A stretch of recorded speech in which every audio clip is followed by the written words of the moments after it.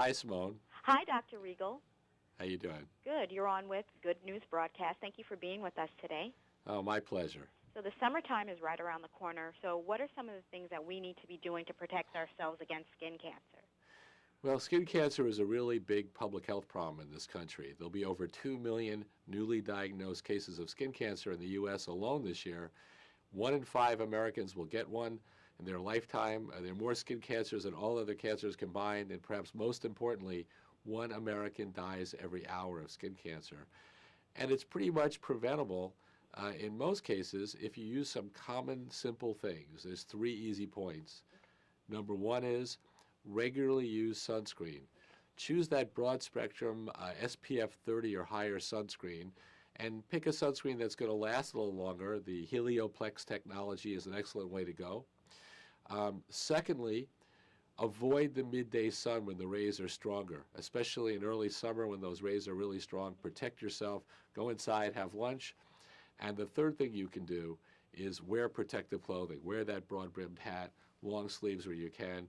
We know that all 3 of those things lower your risk of getting skin cancer later in life. Now, with sunscreen, people with dark skin, do they also need sunscreen? Well, anybody can get skin cancer. The fairer skinned you are, the more easily you sunburn, the less easily you tan. Those factors all make your risk greater. But the reality is that even the darkest skinned individual could get skin cancer.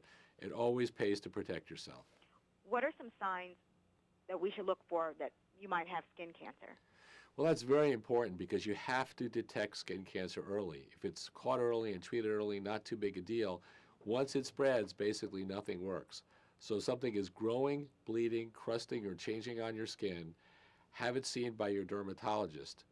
The American Society for Dermatologic Surgery has teamed up with Neutrogena, and this is a new program called the Choose Skin Health program. And if you go to chooseskinhealth.com, you can find a dermatologist in your community who will do a free skin cancer check on you and make sure that you have nothing bad that has to be removed. Now, what else should we be doing besides? Oh, first of all, I wanted to talk again about the sunscreens. Now, I've heard a lot of talk lately about expiration dates with sunscreens. Can you talk a little bit more about that? Yeah, most sunscreens are not required to have expiration dates on them. Some of the larger companies do that. I think it's a good idea. But sunscreens usually last for a couple of years. What really kills them is if you leave them in your car so it's baking at 150 degrees when your car's out in the sun, or leave them in a golf bag, the heat really breaks them down. So the most important thing, though, is it takes 1 ounce to cover the entire body. If sunscreen tubes are 3 ounces or 4 ounces, they shouldn't last very long anyway.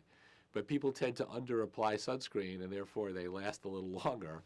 So if your tube is lasting you 2 or 3 years, you're probably, unfortunately, not using enough. Dr. Rigel, I have one last question for you, and this is something that we ask all of our guests. What's good news for you? Well, I think the most important good news, in general, or about sunscreens? About general sunscreen, any good news?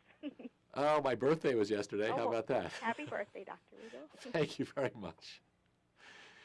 I think in terms of sunscreen, this new labeling coming out will make it much easier for the consumers to pick the right sunscreen. Dr. Rigel, thank you for being with us on Good News Broadcast today. Hey, my pleasure.